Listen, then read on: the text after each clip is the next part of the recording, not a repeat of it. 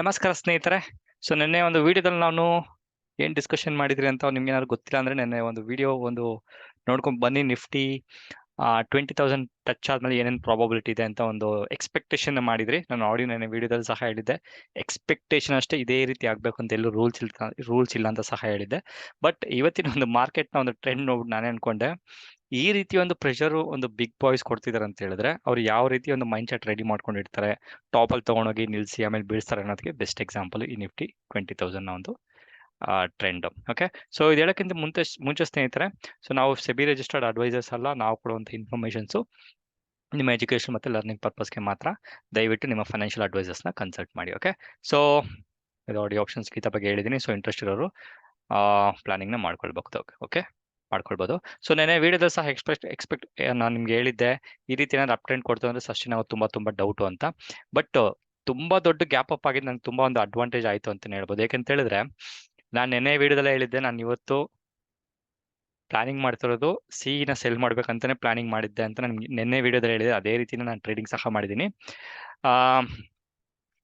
ನೋಡ್ಬೋದು ಈ ಒಂದು ಕ್ಯಾಂಡ್ಲು ಆಲ್ಮೋಸ್ಟ್ ಕ್ಲೋಸಿಂಗ್ ಟೈಮಲ್ಲಿ ನಾನು ಎಂಟರ್ ಆಗಿದ್ದೆ. ನನ್ನ ಸ್ಟಾಪ್ ಲಾಸ್ ಆಲ್ಮೋಸ್ಟ್ ಇಲ್ಲಿಗಿತ್ತು. ಅದಾದ್ಮೇಲೆ ನನ್ನ ಒಂದು ಟಾರ್ಗೆಟ್ ಈ ಒಂದು ಏನು ಗ್ಯಾಪ್ ಇತ್ತಲ್ಲ, ಆ ಗ್ಯಾಪ್ ಕಂಟ ಅಂತ ಅನ್ಕೊಳ್ಬೋದು. ಬಟ್ ದೊಡ್ಡ ಕ್ಯಾಂಡ್ಲು 1 ಮಿನಿಟ್ ಕ್ಯಾಂಡ್ಲು ನೋಡ್ರೆ ನಿಮ್ಗೆ ಐಡಿಯಾ ಬರುತ್ತೆ ಎಷ್ಟು ದೊಡ್ಡ ಮೂವ್ಮೆಂಟ್ ಆಗ್ತಿದೆ ಅಂತ.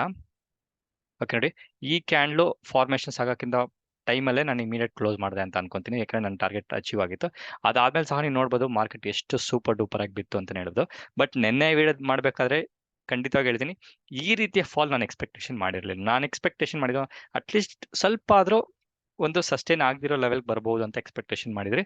But it's okay, no problem. But ಏನಂತ ಹೇಳಿದ್ರೆ ಸ್ನೇಹಿತರೆ, ನಾನು ಇದು ಈ ಒಂದು ರಿವ್ಯೂ ವಿಡಿಯೋ ಮಾಡುವಂತ ಒಂದು ಪರ್ಪಸ್ ಏನಂತ ಹೇಳಿದ್ರೆ, ನೀವು ಅರ್ಥ ಮಾಡ್ಕೊಳ್ಳಿ, ಯಾವುದೋ ಒಂದು ಸ್ಟಾಕ್ ಟಾಪ್ ಹೋಯ್ತು ಅಂದ್ರೆ, ಯಾವುದೋ ಒಂದು ಸ್ಟಾಕ್ ಬಾಟಮ್ ಹೋಯ್ತು ಅಂದ್ರೆ ಯಾವ್ಯಾವ ರೀತಿ ರಿಯಾಕ್ಷನ್ಸ್ ಬರ್ಬೋದು ಅಂತ ನೀವು ತಿಳ್ಕೊಂಡ್ರೆ ಸೈಕಾಲಜಿ ಅರ್ಥ ಆಗುತ್ತೆ. ಒಬ್ರು ಅಪೋಸಿಟ್ ಅಲ್ಲಿ ನೋಡಿ, ಟ್ರೇಡಿಂಗ್ ಅಲ್ಲಿ ಸಕ್ಸಸ್ ಆಗ್ಬೇಕಂದ್ರೆ ನಿಮ್ ಇಂಡಿಕೇಟರ್ನ ಇಟ್ಕೊಂಡು ಟೆಕ್ನಿಕಲ್ ಅನಾಲಿಸಿಸ್ ಇಟ್ಕೊಂಡು ಮಾಡೋದು ಒಂದೇ ಅಲ್ಲ, ಆಪೋಸಿಟ್ ಪರ್ಸನ್ ಏನ್ ಮಾಡ್ತಾ ಇರಬಹುದು ಅಂತ ಒಂದು ಐಡಿಯಾ ಬಂತು ಅಂದ್ರೆ ನಿಮ್ಗೆ ಒಂದು ಎಡ್ಜ್ ಅಥವಾ ಒಂದು ಪ್ರಾಬಬಿಲಿಟಿ ಜಾಸ್ತಿ ಆಗುವಂತ ಚಾನ್ಸಸ್ ಹೆಚ್ಚಿಗೆ ಇರುತ್ತೆ. ಓಕೆ, ಅದ್ರ ಜೊತೆಗೆ ಇವತ್ತಿನ ಟ್ರೆಂಡ್ ಸಹ ನೋಡಿದ್ರೆ, ಈಗಿನ ಟೈಮಲ್ಲಿ ನೋಡಿದ್ರೆ 19,000 920 ಇಂದ 950 ತುಂಬಾ ಸ್ಟ್ರಾಂಗ್ ಸಪೋರ್ಟ್ ಇದೆ ಅಂತ ಹೇಳ್ಬೋದು. ಸೊ ಇಲ್ಲಿಂದ ಮಾರ್ಕೆಟ್ ಮತ್ತೆ ಬಂದ್ರು ಇಲ್ಲೇ ಸಪೋರ್ಟ್ ತಗೊಂಡು ಮೇಲೆ ಹೋಗ್ಬೇಕು ಅನ್ನೋದು ಬಿಟ್ಟರೆ, ಇದೇನಾದ್ರು ಇನ್ ಕೇಸ್ ಬ್ರೇಕ್ ಆಯ್ತು ಅಂತ ಹೇಳಿದ್ರೆ ಮತ್ತೆ ಮಾರ್ಕೆಟ್ ಸ್ವಲ್ಪ ಸೈಡ್ ವೇಸ್ಟ್ ಸ್ಲೈಟ್ಲಿ ಬೇರಿಶ್ ಕಡೆ ಹೋಗುವಂತ ಚಾನ್ಸಸ್ ಹೆಚ್ಚಿಗೆ ಇದೆ. ಇದು ನಿಫ್ಟಿಯ ಒಂದು ಇನ್ಫಾರ್ಮೇಶನ್. ಇನ್ ಕೇಸ್ ಏನಾದ್ರು ಇದು 20,000 ಮೇಲೇನೆ ಹೋಗ್ಬೇಕು, ಏನಾದ್ರು ಆ ರೀತಿ ಏನಾದ್ರು ಇದೆ, ಏನಾದ್ರು ಆ ಥರ ಎಕ್ಸ್ಪೆಕ್ಟೇಷನ್ ಇಟ್ಕೊಂಡಿದೆ ಅಂತ ಹೇಳಿದ್ರೆ, ಆ ರೀತಿ ಎಕ್ಸ್ಪೆಕ್ಟೇಷನ್ ಯಾವಾಗ ಇಟ್ಕೊಬೋದು ಅಂತ ಹೇಳಿದ್ರೆ, ನಿಫ್ಟಿ ಇವತ್ತಿನ ಕ್ಲೋಸಿಂಗು 20,025 ನ ಪ್ರೈಸ್ ಮೇಲೆ ಎಂಟೈರ್ ಡೇ ರೇಂಜ್ ಬೌಂಡ್ ಅಥವಾ ಒಂದು ವಾಲಟಿಲಿಟಿ ಆಗಿ ಸಸ್ಟೈನ್ ಆಗಿ ಅಲ್ಲಿ ಕ್ಲೋಸ್ ಆಗಬೇಕು. ಏನಕ್ಕೆ ಅಲ್ಲೇ ಕ್ಲೋಸ್ ಆಗಬೇಕು, ಅದಕ್ಕೆ ಬೇರೆ ಬೇರೆ ರೀಸನ್ಗಳಿದೆ. ಸೊ ಆ ರೀತಿ ಒಂದು ಕ್ಲೋಸಿಂಗ್ ಆಯ್ತು ಅಂತ ಹೇಳಿದ್ರೆ ನೆಕ್ಸ್ಟ್ ಒಂದು 2-3 ದಿವಸ ಮಾರ್ಕೆಟ್ ವಾಲಟಿಲಿಟಿ ಆಗಿ ಸ್ವಲ್ಪ ರೇಂಜ್ ಬೌಂಡ್ ಹೋಗುವಂತ ಚಾನ್ಸಸ್ ಹೆಚ್ಚಿಗಿದೆ. ಅದು ಆಗಿ ಈ ಎಂಟೈರ್ ವೀಕ್ ಏನಾದ್ರು ಸಸ್ಟೈನ್ ಆಯ್ತು 20,000 ಅಬೋವ್ ಅಂತ ಹೇಳಿದ್ರೆ ನೆಕ್ಸ್ಟ್ ಬುಲ್ ರನ್ ನಾವು ಎಕ್ಸ್ಪೆಕ್ಟೇಷನ್ ಮಾಡ್ಬೋದು. ಈಗಿನ ಟೈಮಲ್ಲಿ ಸಹ ನಾನು ನೋಡ್ತಿದ್ದೆ, ಮಿಡ್ ಕ್ಯಾಪ್, ಸ್ಮಾಲ್ ಕ್ಯಾಪ್, ಸುಮಾರು ಎಲ್ಲ ಸ್ಟಾಕ್ಗಳು ಒಂದು ಡೌನ್ ಆಗಿದೆ ಅಂತ ಹೇಳ್ಬೋದು. ನನ್ನ ಪೋರ್ಟ್ಫೋಲಿಯೋ ಸಹ ನೋಡ್ತಿದ್ದೆ, ಹತ್ತತ್ರ 3% ಡೌನ್ ಇದೆ. ನನಗೆ ಒಂಥರ ಇಮಿಡಿಯೇಟ್ 1 ಮಿನಿಟ್ ಸಡನ್ ಶಾಕ್ ಆಯ್ತು ಅಂತ ಹೇಳ್ಬೋದು. ಬಟ್ ದಟ್ಸ್ ಓಕೆ, ಏನು ಮಾಡೋಕ್ಕಾಗೋದಿಲ್ಲ. ಈ ರೀತಿ ಟೈಮಲ್ಲಿ ನಿಮಗೆ ಮಾಡ್ಬೇಕಾಗಿರೋ ಆಪ್ಷನ್ ಒಂದೇ, ಏನಂತ ಹೇಳಿದ್ರೆ ಕ್ವಾಲಿಟಿ ಸ್ಟಾಕ್ಗಳಿದ್ರೆ ಬೈ ಮಾಡೋದು ಒಂದೇ ಆಪ್ಷನ್. ಓಕೆ, ಸೊ ಅದ್ರ ಜೊತೆಗೆ ನಾನು ಬ್ಯಾಂಕ್ ನಿಫ್ಟಿಯ ಒಂದು ಇಂಡೈಸಸ್ ತಗೊಂಡ್ಬಿಡ್ತೀನಿ. ಓಕೆ, ತಗೊಂಬಿಟ್ರೆ ನೋಡ್ಬೋದು ಇದು ಸಹ ನಾನು ಎಕ್ಸ್ಪೆಕ್ಟೇಷನ್ ಮಾಡಿದ್ದೆ ಬ್ಯಾಂಕ್ ನಿಫ್ಟಿ ತುಂಬಾ ಫಾಸ್ಟ್ ಬೀಳಲ್ಲ ಅಂತ ಎಕ್ಸ್ಪೆಕ್ಟೇಷನ್ ಮಾಡಿದೆ. ಬಿಕಾಸ್ ನಾನು ಬೆಳಿಗ್ಗೆ ನೋಡ್ಬೇಕಾದ್ರೆ HDFC ಸ್ವಲ್ಪ ಒಂದು ಬ್ರೇಕ್ ಇವನ್ ಲೆವೆಲ್ ಇತ್ತು ಅಂತ ಹೇಳ್ಬೋದು. ICICI ಬ್ಯಾಂಕ್ ಸ್ವಲ್ಪ ಸ್ಟ್ರಾಂಗ್ ಇತ್ತು ಅಂತ ಹೇಳ್ಬೋದು. ಈವನ್ ಎಂಟೈರ್ ಮಾರ್ಕೆಟ್ ಬೀಳ್ಬೇಕಾದ್ರೆ ನೋಡ್ಬೋದು ICICI ಬ್ಯಾಂಕ್ ಸಿಕ್ಕಾಪಟ್ಟೆ ಸ್ಟ್ರಾಂಗ್ ಇತ್ತು ಅಂತ ಹೇಳ್ಬೋದು. ನಾನು ಅನ್ಕೊಂಡೆ ಬ್ಯಾಂಕ್ ನಿಫ್ಟಿ ಬೀಳೋದಿಲ್ಲ ಅಂತ ಎಕ್ಸ್ಪೆಕ್ಟೇಷನ್ ಮಾಡಿದೆ. ಬಟ್ ನೀವು ನೋಡ್ಬೋದು ಇದು ಸಹ ಈ ಒಂದು ಪಾಯಿಂಟ್ ಏನಂತ ತಗೊಂಡ್ರೆ ಆಲ್ಮೋಸ್ಟ್ ನೋಡ್ಬೋದು ಒಂದು 350-400 ಪಾಯಿಂಟ್ಸ್ ಡ್ರಾಪ್ ಆಗಿದೆ. ಬಟ್ ಪರವಾಗಿಲ್ಲ, ಒಳ್ಳೆ ಒಂದು ಫಾರ್ಮೇಷನ್ಸ್ ಆಗಿದೆ ಅಂತ ಹೇಳ್ಬೋದು. ಈ ಒಂದು ಬ್ಯಾಂಕ್ ನಿಫ್ಟಿಗೆ ಒಳ್ಳೆ ಸ್ಟ್ರಾಂಗ್ ಸಪೋರ್ಟ್ ಅಂತ ಹೇಳಿದ್ರೆ 45,455 ಒಂದು ಸ್ಟ್ರಾಂಗ್ ಸಪೋರ್ಟ್ ಇದೆ ಅಂತ ಹೇಳ್ಬೋದು. ಅದು ಬ್ರೇಕ್ ಆಗೋದು ಆಗುತ್ತಾ ಆಗಲ್ಲ ಅಂತ ಹೇಳೋಕ್ಕಾಗೋದಿಲ್ಲ, ಬಟ್ ಬ್ರೇಕ್ ಆದ್ರೆ ತುಂಬಾ ಒಂದು ಕಾಂಪ್ಲಿಕೇಶನ್ ಅಂತ ಹೇಳ್ಬೋದು. ಸೊ ಅದ್ರ ಜೊತೆಗೆ ಸೆನ್ಸೆಕ್ಸ್ ನ ಒಂದು ಚಾರ್ಟ್ ನ ಸಹ ನೋಡ್ಬಿಟ್ರೆ ಇದು ಸಹ ಸಿಕ್ಕಾಪಟ್ಟೆ ವಾಲಟಿಲಿಟಿ ಕ್ರಿಯೇಷನ್ ಆಗಿದೆ.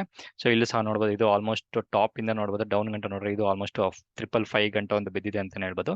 ಸೊ ಅದ್ರ ಜೊತೆಗೆ ಫಿನ್ ನಿಫ್ಟಿ, ಸುಮಾರು ಜನ ಫಿನ್ ನಿಫ್ಟಿಯಲ್ಲಿ ಟ್ರೇಡ್ ಮಾಡ್ತಾರೆ, ಅದಕ್ಕೋಸ್ಕರ ಫಿನ್ ನಿಫ್ಟಿಯಲ್ಲಿ ಟ್ರೇಡ್ ಮಾಡ್ತಾರೆ. ಚಾರ್ಟ್ ಸಹ ತೋರಿಸ್ತಾ ಇದೀನಿ. ಸೊ ನೋಡಿ, ಫಿನ್ ನಿಫ್ಟಿ ಬ್ಯಾಂಕ್ ನಿಫ್ಟಿ ಎರಡು ಕೇಳಿದ್ರೆ ಒಂದು ಕೈಂಡ್ ಆಫ್ ಗ್ಯಾಂಬ್ಲಿಂಗ್ ಇರುವಂತ ಒಂದು ಪ್ರಾಡಕ್ಟ್ ಅಂತ ಹೇಳೋದು, ಬಿಕಾಸ್ ಆ ರೀತಿ ಒಂದು ವಾಲಟಿಲಿಟಿ ಅಲ್ಲಿ ಕೊಡುತ್ತೆ, ಅದೇ ರೀತಿ ಪ್ರಾಫಿಟ್ ಕೊಡುತ್ತೆ, ಅದೇ ರೀತಿ ಲಾಸ್ ಕೊಡುತ್ತೆ.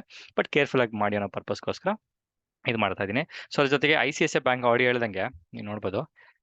ಒಂದು ನಿಮಿಷ, ICICI ಬ್ಯಾಂಕ್ ನೋಡಿದ್ರೆ ಬೆಳಗಿನ ಟೈಮಲ್ಲಿ ನೋಡ್ಬೋದು, ಅಷ್ಟು ಮಾರ್ಕೆಟ್ ಬೀಳ್ತಿದ್ರು ನೋಡ್ಬೋದು, ಸುಮಾರು ಸ್ಟ್ರಾಂಗ್ ಇದ್ದಿದ್ದ ಟೈಮಲ್ಲಿ ನಾನು ಬೀಳೋದಿಲ್ಲ ಅಂತ ಅನ್ಕೊಂಡೆ.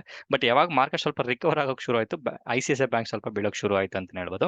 ಸೊ ಅದ್ರ ಜೊತೆಗೆ ರಿಲಯನ್ಸ್ ಒಂದು ಶೇರ್ ಸಹ ತೋರಿಸ್ಬಿಡ್ತೀನಿ, ನಿಮ್ಗೊಂದು ಐಡಿಯಾ ಬರುತ್ತೆ. ಓಕೆ, ಸೊ ರಿಲಯನ್ಸ್ ನೋಡ್ರು ಸಹ ಸೂಪರ್ ಆಗಿ ಬಿತ್ತು ಅಂತ ಹೇಳ್ಬೋದು. ಸೊ ನೋಡ್ಬೋದು, ಟಾಪ್ ಇಂದ ನೋಡ್ರೆ ಆಲ್ಮೋಸ್ಟ್ 2% ಗಂಟೆ ಬಿತ್ತು ಅನ್ಕೊಂತೀನಿ. ಓಕೆ, ನೋಡಿದ್ರೆ 2% ಬಿದ್ದಿದೆ. ಸೊ ಸುಮಾರು ಕ್ವಾಲಿಟಿಗಳು ಒಳ್ಳೆ ಒಳ್ಳೆ ಪ್ರೈಸಲ್ಲಿ ಸಿಗುವಂತ ಒಂದು ಅಂತರ Amazon big billion, Flipkart big billion day, Amazon festival ಒಂದು ಆಫರ್ಗಳು ಕೊಡ್ತಾರೆ, ಆ ರೀತಿ ಒಂದು ಚಾನ್ಸ್ ಅಂತಾನೆ ಹೇಳ್ಬೋದು. ಸೊ ಇದು ಒಂದು ಜಸ್ಟ್ ರಿವ್ಯೂ ಕೊಟ್ಟಿದ್ದೀನಿ ಸ್ನೇಹಿತರೆ, ಯಾವ ರೀತಿ ನೀವು ಅನಾಲಿಸಿಸ್ ಮಾಡ್ಬೋದು, ರಿವ್ಯೂಸ್ ಮಾಡ್ಬೋದು ಅನ್ನೋ ಜಸ್ಟ್ ಇನ್ಫಾರ್ಮೇಷನ್ ಪರ್ಪಸ್ಗೋಸ್ಕರ ಮಾಡಿದ್ದೀನಿ.